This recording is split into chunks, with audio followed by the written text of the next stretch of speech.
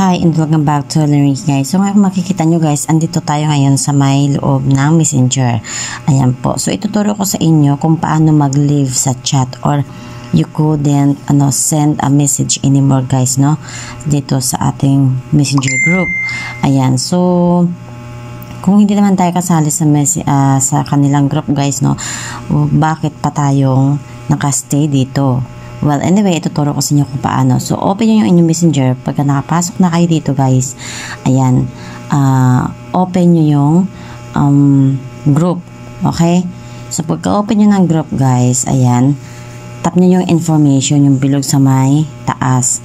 Pagka-tap nyo yung information, scroll down lang kayo.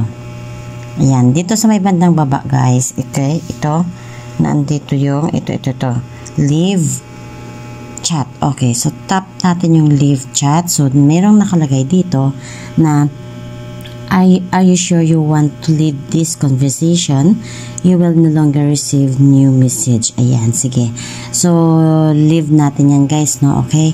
So, once na leave natin yan guys, wala na tayong makikita dito sa ating Messenger. So,